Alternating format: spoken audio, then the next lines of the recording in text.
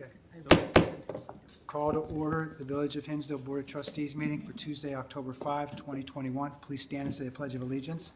Pledge allegiance to the flag of the United States of America and to the republic for which it stands, one nation, under God, indivisible, with liberty and justice for all.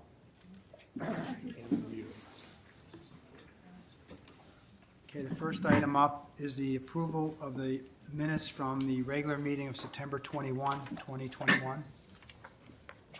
Move to approve the minutes of the Village Board meeting of September 21, 2021. Second. Any changes? One question, the Irma Butler item, we subsequently decided that it needed to be a second read. I don't know whether we need to reflect that in the minutes.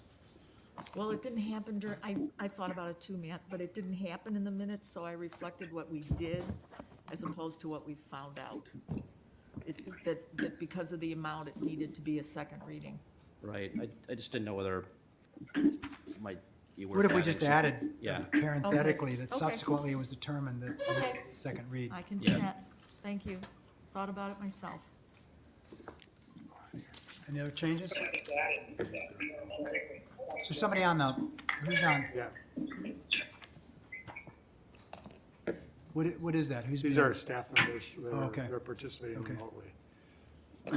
If the staff members could mute their phones, please, that are participating remotely. Okay, no more changes, take roll call vote. Trustee Postuma? Aye. Trustee Harlow? Aye. Trustee Stifler? Aye. Trustee Fisher? Aye. Trustee Burns? Aye. Trustee Banky? Abstain. Thank you. Can I have a proclamation to read for the 2021 Fire Prevention Week proclamation? Whereas the Village of Hinsdale is committed to ensuring the safety and security of all those living in and visiting our village as far as a serious public safety concern both locally and nationally, and homes are the locations where people are at greatest risk from fire. And whereas home fires kill more than 2,770 people in the United States in 2019, according to the National Fire Prevention Association, and fire departments in the United States respond to 339,500 home fires. And whereas smoke alarms sense smoke well before you can, alerting you to danger in the event of a fire in which we have less than 2 minutes to escape safely.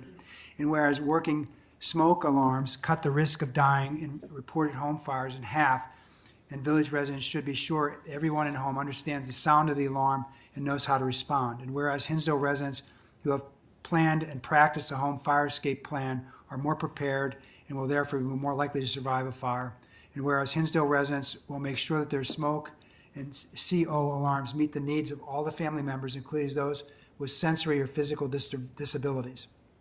Whereas Hinsdale first responders are dedicated to reducing the occurrence of home fires and home fire injuries through prevention and protective education.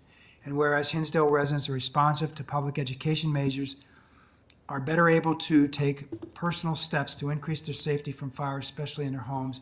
And whereas the 2021 Fire Prevention Weekly theme, quote, "Learn the sound of fire safety," end of quote, effectively serves to remind us it is important to learn the different sounds of smoke and carbon monoxide alarms.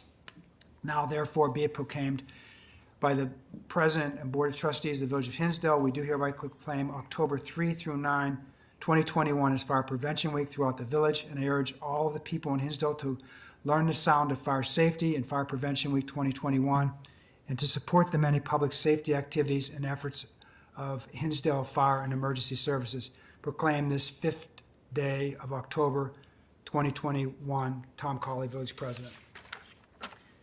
So that takes us to President's reports.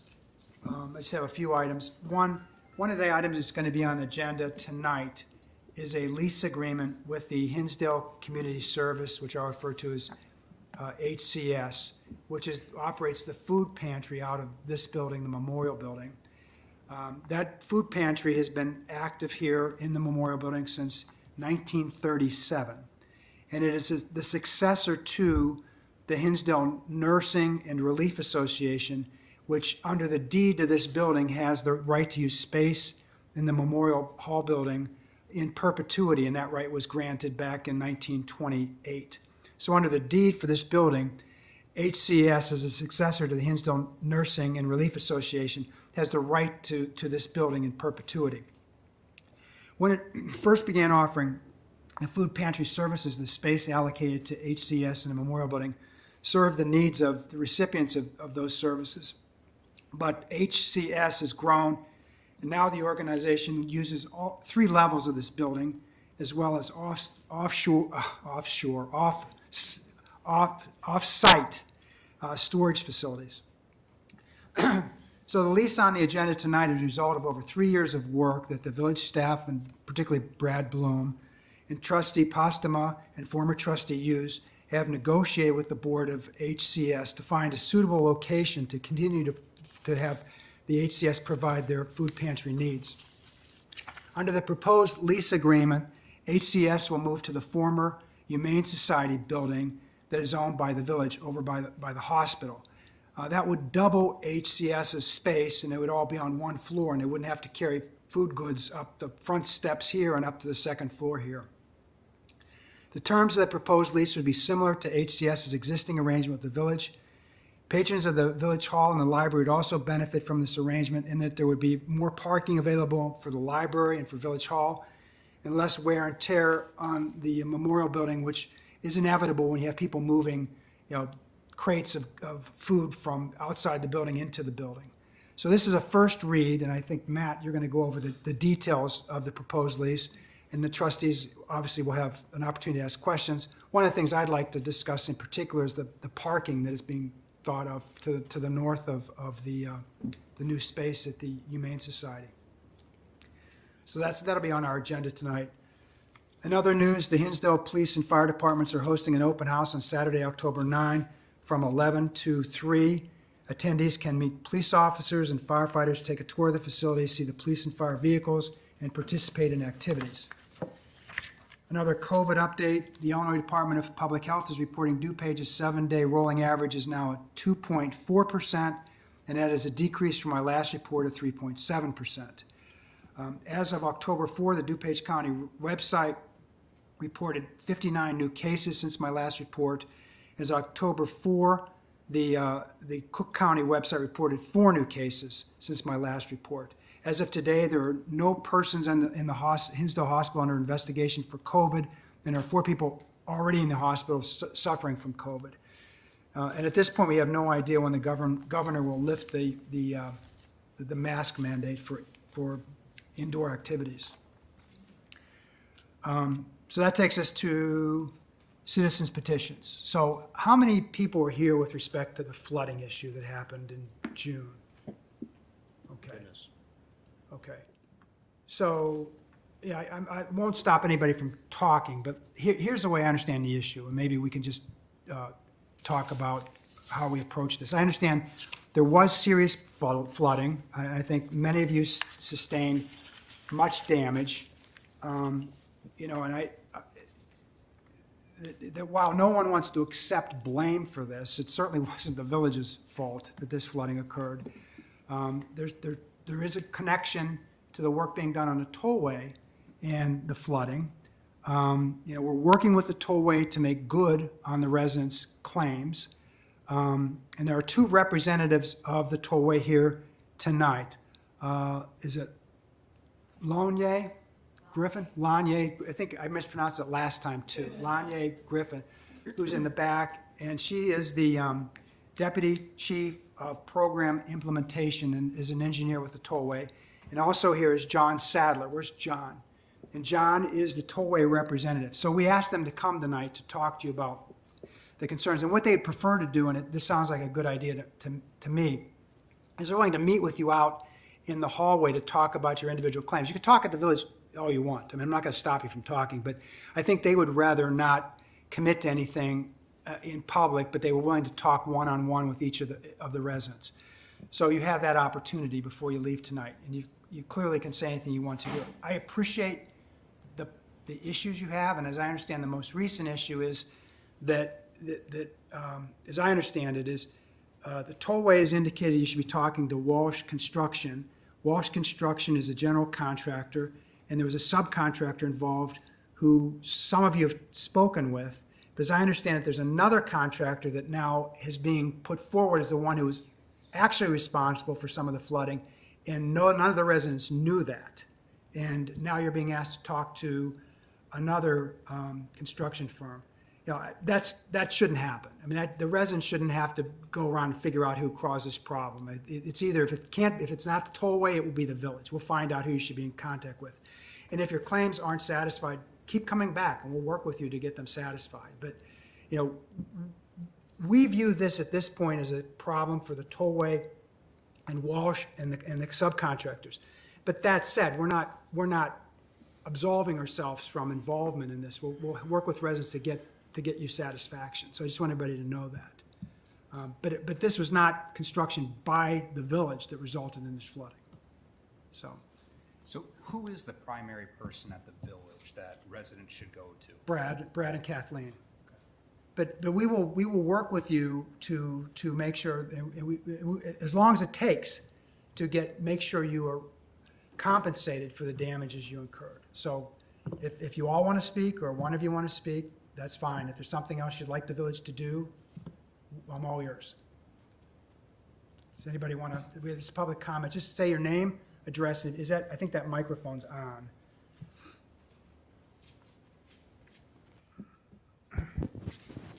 My name is John Bloomfield, and I live at the intersection of Fuller and Philippa. So on June 26th, we had a moderately heavy rainfall, and yet the storm sewers basically failed to drain and caused massive flooding both at Fuller and Philippa, and caused damage at Walnut and County Line, significant damage. And in the 17 years that I've been here, we've never had anything close to that. We didn't flood. Talked to the village engineers, and they said they've never seen anything close. So clearly something else was going on. Right. Early on, there was identification of problems with the pumps at Pierce Park, and there was also identification of a ramp that was blocking Mill Street. So it seemed like there was clear issues. Now, the village delivered letters asking us to submit claims to the tollway, which we all did. And we'd had basically no feedback from the tollway except to say we're working on it. We haven't had any updates. We don't, in fact, most people, except for people making calls like myself, wouldn't even have known that Archon Construction was involved or what CNA was doing, that they'd hired people. We now know that I know that CNA has had their investigator decide that none of the construction by Archon was responsible for the flooding. That letter, I don't believe, has even found its way to the village yet. No. That was decided last Tuesday, so a week ago. So one of the things that are really frustrating is this is proceeding at a snail's pace. Right. These are people's lives. People who've just literally moved into the village are seeing the village in action for the first time, have their home destroyed, and have nothing happening. So there's at least 2 tollway projects that were involved, apparently. So Pierce Park, and then also there's a right-of-way that goes from basically the lane down to Pierce Park, and there was a separate project. The tollway sent all the claims to Walsh. And so their subcontractor, Archon, was looking at it and has determined that, it's not their fault. But the pumps that were supposed to bypass the construction work either weren't working or were clogged. That's, again, in public documents that were sent out. And then the ramp was blocked. Now, there's a village, and this is where I think the village comes into play, Tom, is there's an intergovernmental agreement between the village and the tollway. Right. And I quote, "No construction related to the project will reduce the capacity of the village stormwater management systems, which are tributary to the Illinois tollway right-of-way." Well, clearly they did. Right. And so, 4 days after the storm, Walsh Group had finished completing repairs to Walsh and County Line, at, I believe, no charge to the village, which is appropriate. But the homeowners are 3 months later, and we not only don't have anything in terms of remuneration, but we don't even have any word about what's supposed to be happening. Right. We're asking that you enforce the IGA.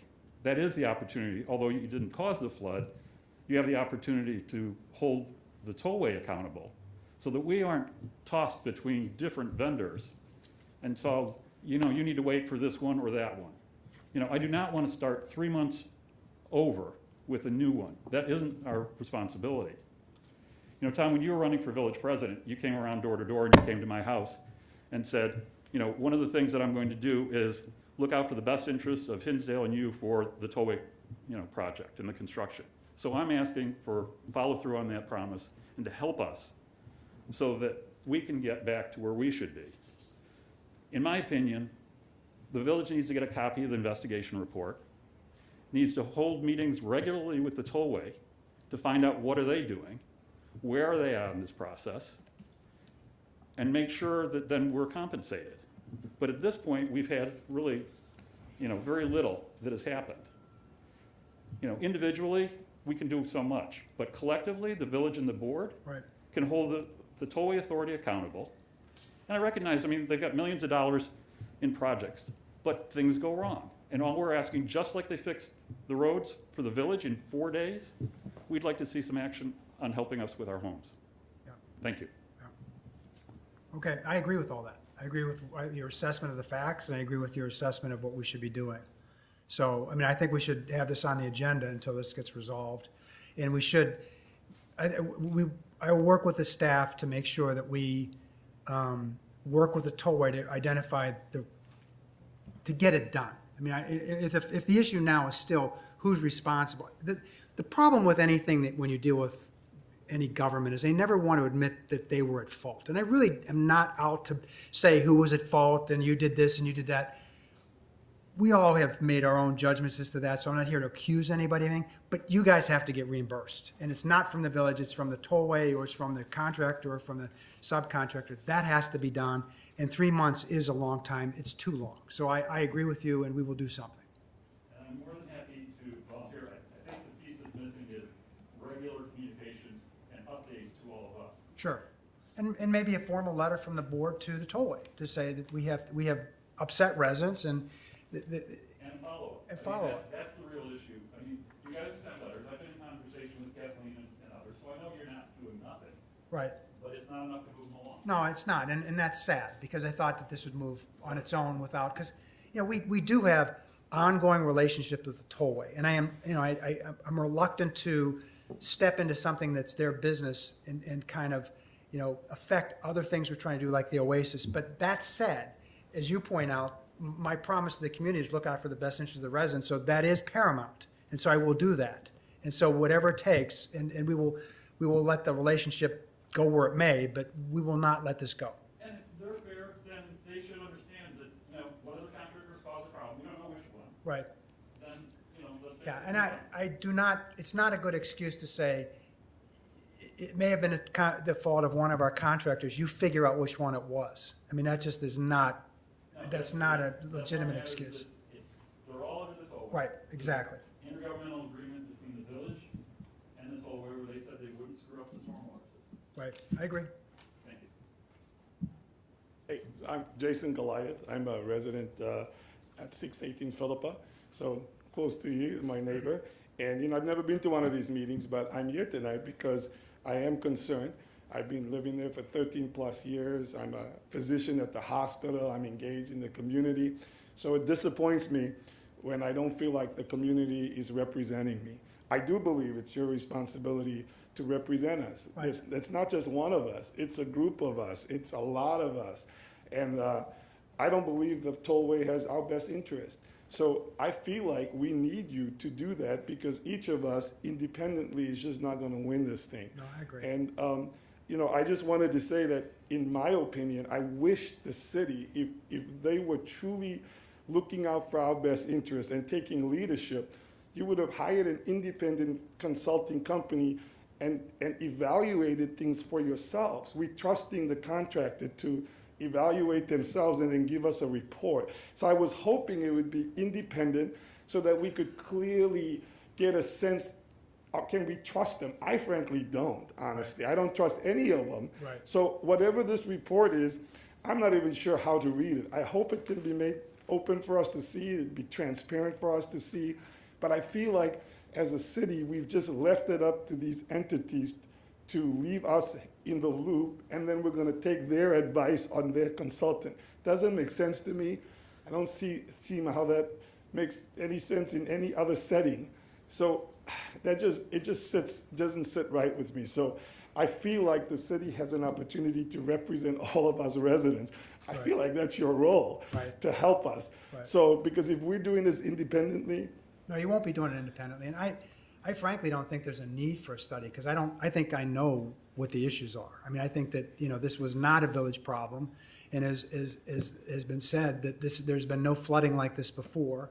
There has been work in the area. We do know the pumps weren't working. There are other things that we know. So somebody has to compensate. I really don't think there's need for a study. I mean, it seems to me that it's pretty obvious what happened. I'm not saying who's at fault, but I'm just saying who should pay. okay, well, there's a lot of obvious things in the world Well, that my doesn't point get is, covered. my You know what I'm point is saying? that we're on your side. I mean, Okay.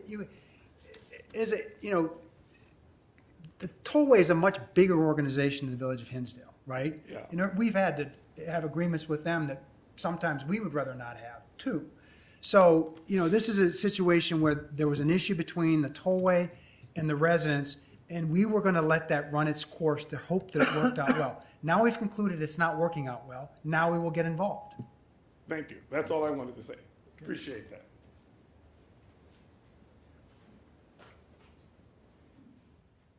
Hello, Sardar Turedi, 705 Philippa Street.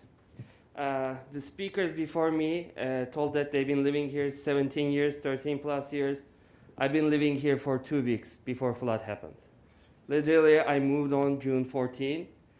All of our boxes, furniture was in the basement.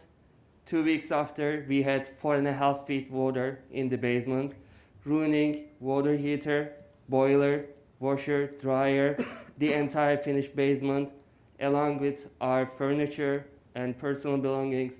My damage is between $80,000 to $100,000. And we're devastated. We have a 1-year-old. My wife is still kind of postpartum, and she had emotional problems because of this as well. And we are really disappointed the lack of support, transparency, and action within this process. I'm not going to repeat what others said, but 3 months is not acceptable. Right. And now, another 3 months, they are saying the new investigation, new contractors. I mean, when we talk to individuals, unofficially, they admit their fault. But when it becomes official, they don't take liability. If you know that there was something wrong, if we know that there was something wrong, this needs to be compensated, and maybe Tollway can resolve this issue within their contractors after compensating the residents. And one last thing I want to say, I understand where you're coming from when you say this is not the village's problem, but I think I'm saying now it's the village's problem. Now it is. Thank you very much, because I think it should be village's problem, Right. because village, I believe, is the victim here, because residents of the village are the victims. Right, I agree. Thank you, sir. Yeah, and my point by saying, and I'm certainly not saying it's not our problem. What I am saying is that there's another unit of government, the Tollway, that should have stepped up to the plate on this. They have not. So now it's the village's problem. So that's why, and I apologize for the 3 months. If I had known where we would be when this happened 3 months from now, we would have stepped in immediately. I just gave another unit of government the opportunity to do the right thing by people. And now that hasn't been done, we will make sure it gets done. So what I'd like to do is get everybody to give Brad your email address. And when when the village communicates with the Tollway or a contractor, which we will do, we'll CC everybody, so you'll know exactly what we're doing. So you're kept in the loop.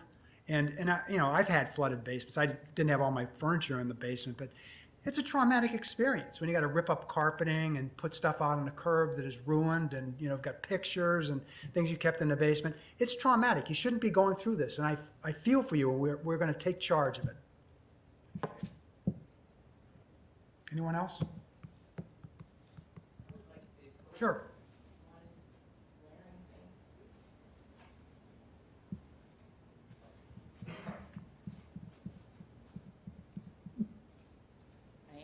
Griffin with the Tollway. So what I hear some of you saying is that there is a third contractor involved that nobody knew was involved. And I will be clear that the Tollway has not stated that that contractor is involved, nor does the Tollway agree with that.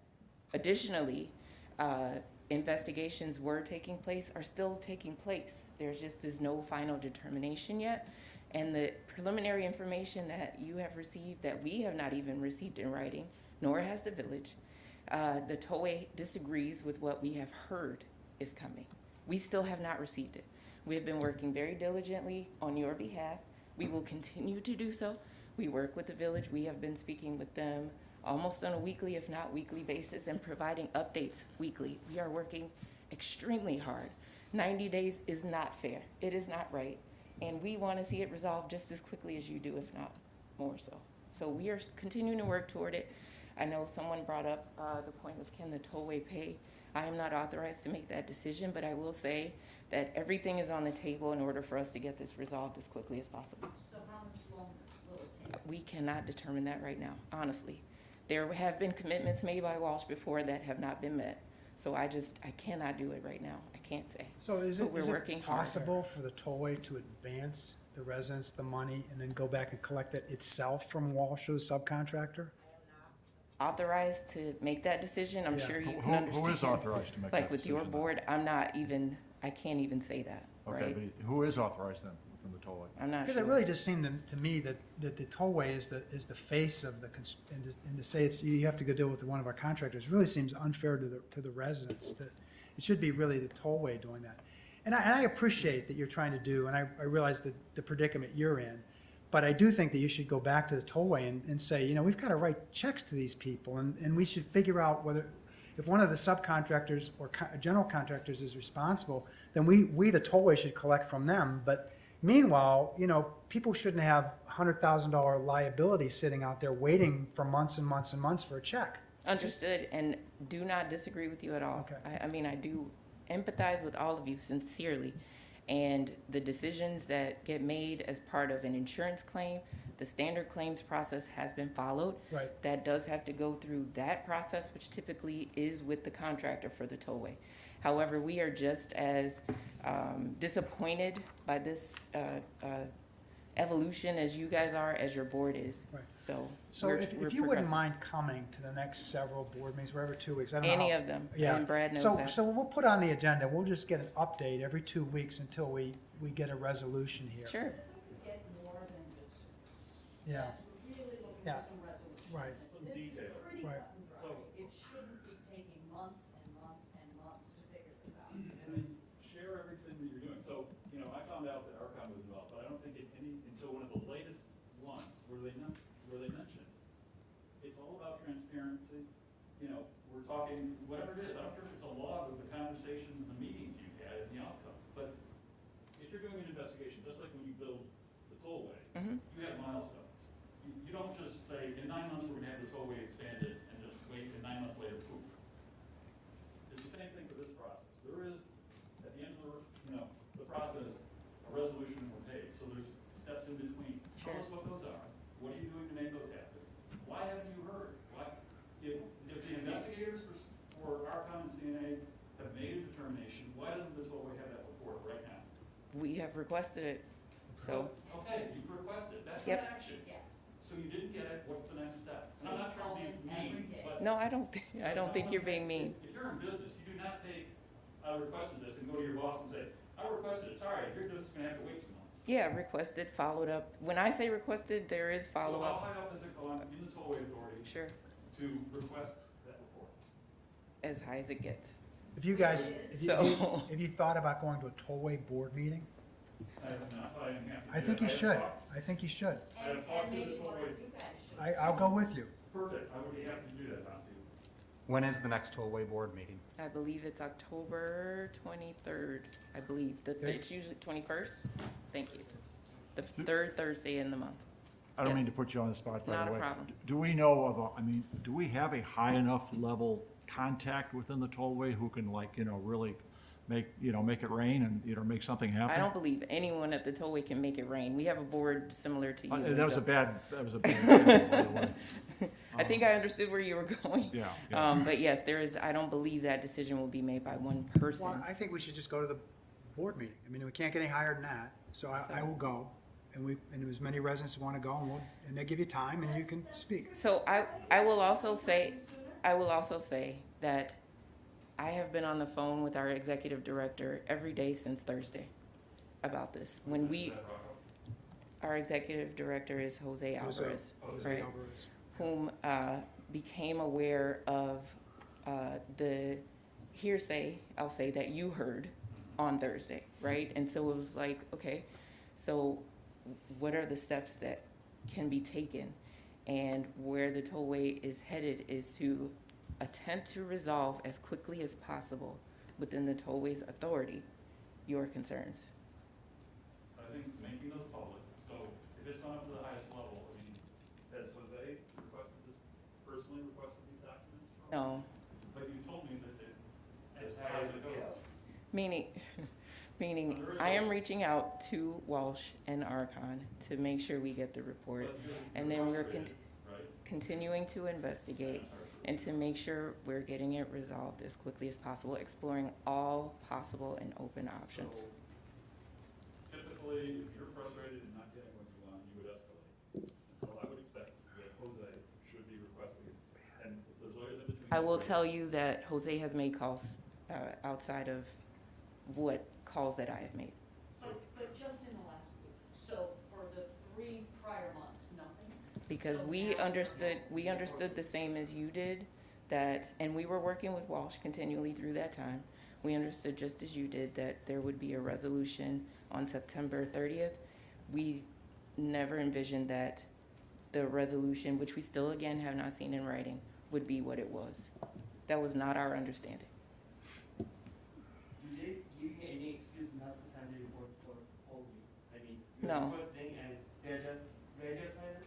No, we just haven't received it, so I don't have an excuse from them. If this is private sector, like 100 people is fired right now for a week of no communication. Correct me if I'm wrong. So we do talk. We talk. I just was on the phone with Walsh today as well. But you and Mr. Alvarez are the 2 folks running point, correct? Repeat that, please. You and Mr. Alvarez are the 2 folks running point on this issue for No, everyone? I am running point Right. with the tollway with the assistance of Menard Nashif, our chief engineering officer, Rocco Zucchero in planning. So what's and Mr. we- Alvarez doing then right now? Pardon me? He's the executive director. Sure, but you said you're reporting to him and he's asking for this report and he's elevating it. What measures is he doing? I don't, okay, so I've been in communication with Jose for the past 3 or 4 days, since Thursday. Okay, About so just- just talks, nothing else. Sure, nothing that I'm aware of, other Okay. than a call that I know that he made to Walsh. But I think, in fairness to the tollway, I think that, I think these things are going through the normal process, they don't automatically get escalated. They only get escalated when Correct. it become a problem, and now Correct. it's become a problem, and I think Correct. people are getting involved at the tollway at a higher level than they were before, if it would just be a routine claim. So we have to have some sympathy for the fact that, Mr. Alvarez can't get involved in every detail at the start. So I think he is involved now, and I think that what we should do is maybe make sure he stays involved, and I do think we should go to a board meeting. What about having, and I think that's a great idea, Tom, what about you and citizens asking for a meeting with Jose before the board? We could do that. And I have a sneaking suspicion if they think residents are coming to a board meeting, they will reach out to us first. They might, but Yeah. just in case, Yeah, well, we can write a letter to Jose too. that would be great. Yeah, we can do that in advance of the meeting and put in the letter that we plan to come to the meeting if there's not significant progress made. Does that sound like a good plan to you? It does, actually. Okay. An excellent plan. Yes, sir. I just have one educational question. So I do project management for a living, and one of the things that we get involved with the projects is what we call SLAs, service level agreements, and having an understanding of exactly what contractual obligations there are in place when we have a subcontractor involved. Yes. And just from an educational perspective, what kind of SLAs do you have in place with Walsh? And then do you take any type of evidence from Walsh as to the service level agreements that they have with their subcontractors? We do not get involved with the prime contractor and their subcontractors. Our contract is solely with Walsh. And so our understanding to date was that Walsh was working through this. And we did understand that they had a subcontractor who was primarily responsible for the pumps that were brought up here. And so we did understand that CNA would get involved and work with Archon at that level. But the tollway's involvement with Archon is not a direct link. We work solely with Walsh. I Does that understand. answer your question? Well, to a degree. So, Okay. so with Walsh, what powers do you have at your disposal to make sure that they live up to their obligations? So for instance, I'm certain that you have certain type of monetary conditions that you have in place with them. Correct. Are those things that you could put into place or utilize to compensate the residents for the problems that they're having? So definitely that is something being I explored. mean, withhold a payment to Walsh and give it Correct. to the Correct. residents? That's a good We idea. We hold 10% retainage, as well as there are provisions recited about damages within their contract with us. And so, again, all options right now at the tollway are being explored in order to make this right with the Understand. I'm seeing 90 days have gone by. The residents have not been Understood. compensated. You have these things at your disposal. I think that now is the time to start, that clock has been ticking. Sure. And now is the understood. time for the residents to see some resolution. Again, we were just as surprised on Thursday. No, I'm not holding you to account, Sure. but you have tools at your disposal to get the residents compensated. Sure. Again, all But that's a avenues are great being idea. If explored. they're holding Walsh's money, they can just pay it to the residents Correct. and deal with it later. And then Walsh can go to their contractors. Exactly. And basically it goes down the road. Exactly. So the contract language is being reviewed at this moment. That would be very helpful to know and be very helpful to know at the next meeting. Sure. And thank you for coming. Thank No you problem. very much. Again, I did not anticipate public comment, or it would have been better prepared, but hearing about the third contractor, I just wanted to make it clear that the tollway has not released that information, nor does the tollway agree Right. with it. All right. Thank you. Thank you very much. Thank you. Any other residents want to speak on this? Okay. On the agenda for the next meeting again? Yeah, it'll be on the agenda for the next meeting, and my plan is to write a letter to Jose, and I'll send a copy to all the residents. And in the letter, I'll tell him that, we think that much too much time has gone by, and that, we think he has tools available to the tollway to either pay directly or to, use monies that have been withheld from Walsh, the contingency, and use those to pay the residents, right away. And if there's not significant progress made by what it was at the October 23, that I'm going to come to the board with residents and we're going to talk about this. Seems like the best thing to do. Okay? President Kelly, I'll put a sign-up sheet for, Yeah, if you can everybody put their email address down at the back, I can make sure that you all get copies of our correspondence. Could I make a suggestion? I believe you already have copies of email addresses for every claimant. Okay, So well, we if can use somebody those. here is not a claimant and wants to put it in, then you have. Yeah, so somebody who wants to sign up who's not a claimant and wants to be on the list, then you should, but we've got a list of claimants, right? Because people We were do. giving us, We do. yeah. We just want to check your names, and then we can set up a different group, because it's just a full listing of all the claimants. And so we'll just talk back there. Okay?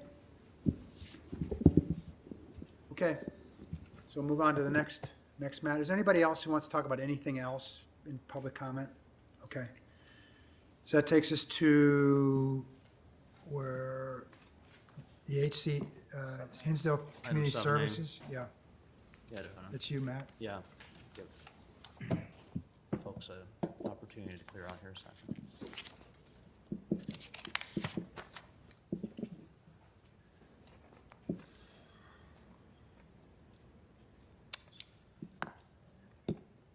Okay, so we'll move now to item 7A. This is a first read, and as Tom mentioned in his earlier remarks, this is for a lease to Hinsdale Community Services, also known as HCS, of space located at 22 North Elm Street, which was formerly occupied by the Hinsdale Humane Society. As Tom mentioned, HCS currently occupies space here at the Memorial Building on a rent-free basis based on an arrangement that was originally approved in 1928 when this building was first given to the village, and predecessor to HCS was given office space there. As you may have seen from the lobby right outside of this hall, the scope of use by HCS has greatly increased. As you might have seen all the bags of food out there, and now is over 2,000 square feet here at the Memorial Hall, as HCS has grown in its mission over the years. And this new lease will allow HCS to move into a much larger space at 22 North Elm, roughly 5,500 square feet, and will also leave much more space here in the Memorial Building that'll be available to village use, and will also reduce the wear and tear created by the activity of HCS. I'm going to say a few words about the some of the terms of the lease. Again, it will be on a rent-free basis. The initial term of the lease will be 10 years, and then there will be the opportunity for up to 3 additional 5-year terms, which will be on mutual agreement between the parties. As you might imagine, there's a little bit of difference between what HCS wants to do and what happened with the Humane Society. So HCS will be performing some build-out on the facility, and will be covering those costs itself, roughly at a cost of about $420,000. There will be zoning and signage approval required. And so this will come back to the board at a later date. The village is going to be waiving permit fees, but HCS will be still responsible for the out-of-pocket costs involved. During the term of the lease, if the village wishes to sell the property or use the property for another purpose, they will have the right to relocate HCS after 6 years upon giving 2 years advance notice. And under the terms of the lease, there will have to be found a suitable location for HCS, which is based on a variety of factors that are set forth in the RBA as well as in the terms of the lease. And the replacement space would need to be at least 2,000 square feet, similar to the amount of space that's currently being used here at the village. In addition, if there is a relocation during the term, the village must reimburse HCS for its build-out at a cost starting at 150% of the initial build-out costs, and that will get gradually prorated downward over the term of the lease. Generally speaking, like I said, there's no rent involved, but HCS is going to be basically responsible for the interior maintenance of the building at 22 North Elm, while the village is going to be responsible for the exterior maintenance of the building. Brad, did you have anything else you wanted to add? No, I think that pretty much covers it. We are responsible for some of the interior mechanicals, the electrical, and plumbing if the cost is above $1,000. Got it. Yeah, thanks for clarifying. And is there somebody here from HCS that wants to say anything, or? Before here, one of the piece, the village will be paying for the utilities in the building too. Right, and as I understand it, that's at no cost because it's covered by an umbrella contract we have, is that? It's part of our franchise agreement to provide free gas and free electric. Yes. Right, but so we don't, there's no incremental cost to us, is that? No. Fair? Right, okay. It's covered under our franchise agreement. Right, then one thing I was wondering about is there's talk about having additional parking to the north.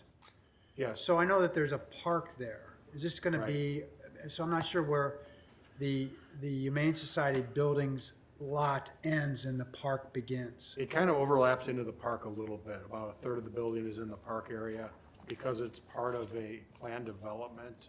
Right. In reviewing this with our attorney, Michael Mars, and Rob and Bethany, it can be approved by the board under a major change. And how many parking spaces are you thinking of putting there? Approximately 20 spaces, yes. So what is that? What is that, Simon's Drive? What's the name of that street? It's Simon's, where Simon's Drive comes into Elm Street. Okay, so right at the corner there, it's Simon and Elm on the south corner. Isn't there a little bit of land that the village owns that we could put some parking spaces there? Are you talking on near the railroad tracks? Yes. As you just turn that bend there, I thought there was a parcel of land on the other side of the street. Because I remember we talked about that some years ago, about making them some parking there. By the well house. We looked into that, but there's quite a bit of a grade going up from Simon's Drive to that area. We didn't think it would be feasible for parking. Okay. I think as many spaces as possible, and Joel and I have walked that area several times trying to figure out where we could squeeze a parking space here and there, and we didn't think that was feasible parking in that area. It's about 6 spaces at the most, Yeah. but there is quite a bit of grade. We actually thought about having. Can you dig, can it be dug Boys. out to put parking spaces there? I don't know, we could certainly look into that. Because the only concern, or the main concern I have is that this is a park, and I wonder whether people will complain about us taking parkland. Because I know in the wintertime, kids use that as a sled, and, you know, I don't know how far we're gonna encroach into the park, and I'd rather not encroach at all if we can avoid it. I think it will encroach into the park a little bit, but I don't think it'll interfere with any of the sledding areas or any of the areas that are used now. Okay. Yeah, just to mention on that, I think when we make a motion to, it's in the contract that should this not be approved from a zoning perspective, then the lease terminates. Right.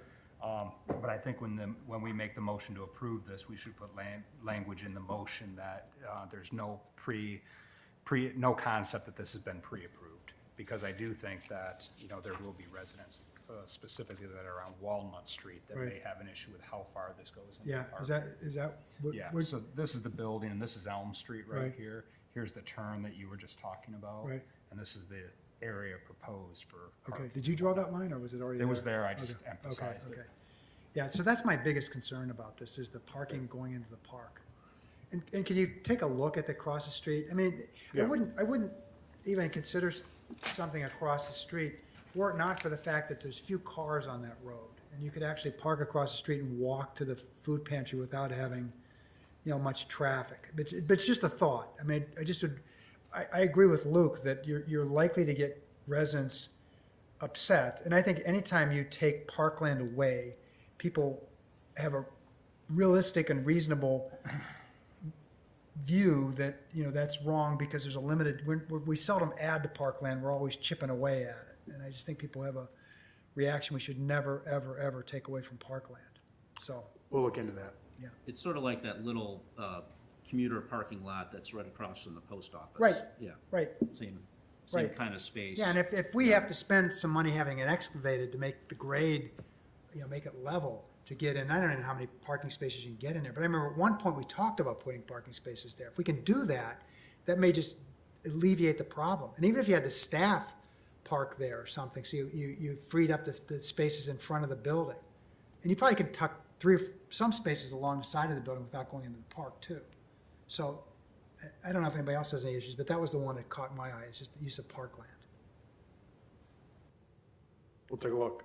But I think that overall, it's a great idea, because I think this is a win-win. I think it's a better building for the food pantry. They don't have to, as I said, take things up 3 flights of stairs.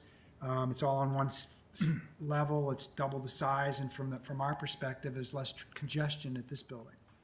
Yeah, I'm supportive of this also initially. Just one question, I want to make sure I understand the economics. So for the first 10 years, after year 6, if we force them out, we have to pay 150% of the $420,000. Right.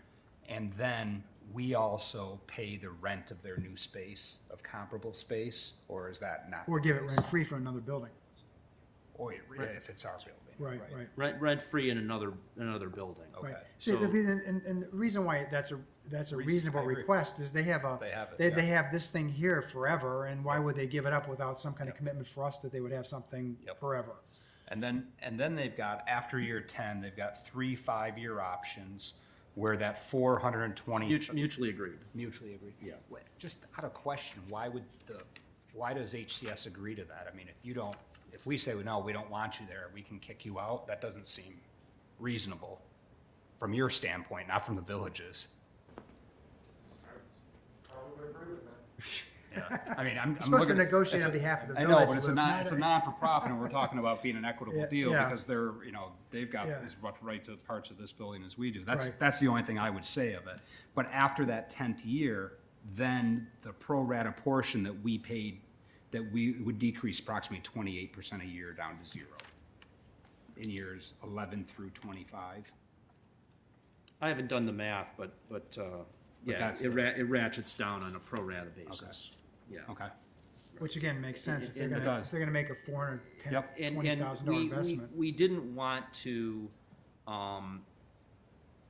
try to designate, a successor space. Right. But I think the thought would be that if there was the need to relocate, it would probably be another facility that's owned by the village. Okay, I didn't capture that Yeah. portion, okay. Right, which And that does was make why sense. we'd be able to do it on a rent-free And that does basis. make sense, yeah. okay. I was thinking it would have to go to a private where we No. then would be paying the rent. Yeah, Which is- I just don't think we would do that. Right. Yeah.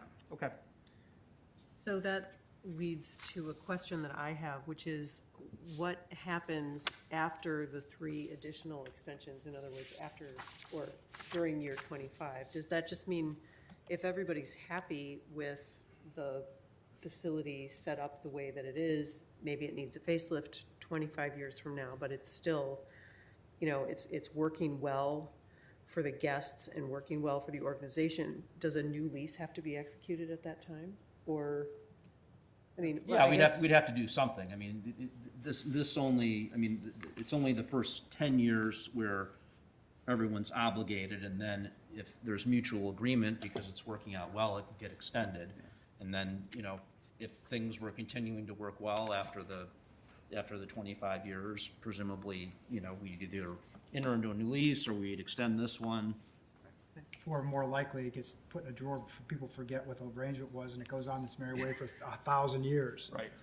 Well, I don't know if language in perpetuity should be in there. No, I don't think I think that these agreements, I think that you do it for the foreseeable future, and what you're really trying to protect is the capital outlay that they have, so they have certainty that they are not going to be, and this is what you see in commercial developments too, which I'm sure you see. If somebody's gonna put out close to $500,000, they wanna make sure they've got something there for a long time, and so we've kind of accommodated that period, and then after that, there's no reason for it to end, we would just sign a new agreement. Right. And generally, what you see in commercial is when someone's putting out capital such as $420,000, they amortize that over 25 years, and that's generally seen as almost forever. Yeah, right. And frankly, this building, who knows what the world will look like in 25 years, but it's very likely it just goes on. If Yeah, everybody's that's always been my expectation. Okay, anybody want to say anything? Any thoughts? I think all I'd like to say is, we want to thank Brad and Kathleen. We've been working with Brad and Kathleen for almost 3 years now on this, and you all, the board of trustees, we'd like to thank you for your support going forward. And since 1937, for us, this organization, we've had great support from the village for free rent and utilities all this time. So we really appreciate that, and really appreciate working with you all and the opportunity to keep that relationship going. Sure. It's a good deal, I think. How many Everybody. How many patrons or customers do you serve on an annual basis? Wendy's our executive director. Do you want to stand up to the microphone, Wendy, just so people, because Hear this? you can't hear it if you're not at a microphone. We serve approximately 200 to 225 families per week. So 100 of those in Hinsdale and 100 of those at A&M Jeans Elementary School in Willowbrook. That's great. Yeah. So I think this is a good use of this building. So I think this is a win-win for us. So we'll get it done. Since the animal hospital's left, there's been no inquiry into this building, has there? No. We thought of something, but it just didn't work. Yeah. Right, and I would second what Joel said. Thank you for a great relationship. Brad, thank you for all your help in working on the Lease partnership, so thank you. Thank you. We love being in this building, but that elevator has been a real challenge. Yeah, I'll bet. Us for getting our food up and down, our clients, we have clients who are on crutches and things. Yeah. They go up, register on the second floor, go down. Come down, yeah. This is before COVID. No. Get their food, go back up in the elevator, bring their food out. Yeah, this new building will be much more user-friendly. For everybody, our clients, for our staff, and for our volunteers, everybody. It'll be so much more useful, user-friendly for everybody. Yeah. So we really appreciate everything you all have done to help us. Okay. So we have a second read on this, so come back at the next board meeting. There may be residents that come and have questions, but, as far as we're concerned, other than this issue about the parkland, I think we're all on board. Okay. Thank you all. Thank you. Thank you. So who had the accounts payable? I did this period. I found everything was good. So I will go ahead and make a motion to approve payment of the accounts payable for the period of September 20th, 2021 through October 1st, 2021 in the aggregate amount of $452,162.15 as set forth on the list provided by the village treasurer, of which a permanent copy is on file with the village clerk. You'll notice I kept expenses down this period, so. I saw that. Good job. Second. Roll call vote? Trustee Postuma? Aye. Trustee Harlow? Aye. Trustee Stifler? Aye. Trustee Fisher? Aye. Trustee Burns? Aye. Trustee Banky? Aye. Okay, then I guess item 8B is a consent agenda item. Can I have a motion with respect to item 8B? Move to approve consent agenda item 8B. Second. Roll call vote? Trustee Postuma? Aye. Trustee Harlow? Aye. Trustee Stifler? Aye. Trustee Fisher? Aye. Trustee Burns? Aye. Trustee Banky? Aye. Matt? This is item 9A, second read for the replacement of the Irma Butler Tot Playground next to the community house. There was a competitive bidding process. We had 7 compliant bids, and the winning bid was George's Landscape with a low bid of around $170,000. We're electing to proceed with 2 alternatives: the playground turf surface, which makes it ADA compliant, as well as replacing the park shelter. Total amount is about $3,000 over budget when considering the fee paid to the consultant of about $8,000, but there's a contingency of $5,000, as well as a curb repair of about $1,200, which could be done by the village. I don't think there were any questions last time around. Is any further questions from the board? No? Want to make a motion? Yep. So I'll move to approve the award of bid number 1681 to George's Landscape for the Irma Butler Tot Lot rebuild, not to exceed the contract cost of $169,854.50. Second. Roll call vote? Trustee Postuma? Aye. Trustee Harlow? Aye. Trustee Stifler? Aye. Trustee Fisher? Aye. Trustee Burns? Aye. Trustee Banky? Aye. Okay, So then we move to item 9B, also second read, and this is to approve the capital improvement plan that was presented at the joint Committee of the Whole and Finance Commission meeting on September 21st. There, Kathleen and Andrea gave a detailed presentation of the items in the capital improvement plan. Just to give a few details about it, we're going to go back to an annual funding of $1,250,000, up from $625,000. The 2022 budget has capital improvements of around $2.4 million.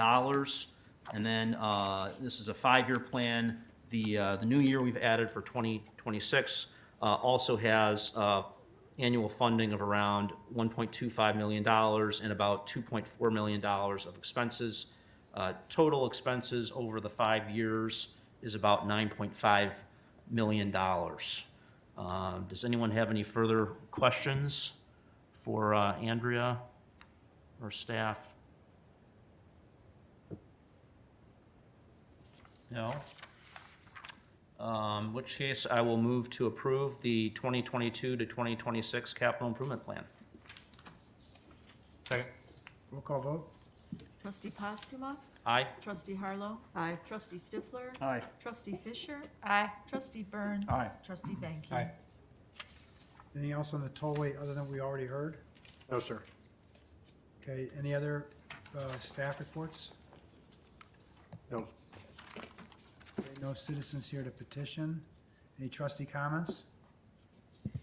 No reason for a closed session. Can I have a motion to adjourn? Move to adjourn. Second.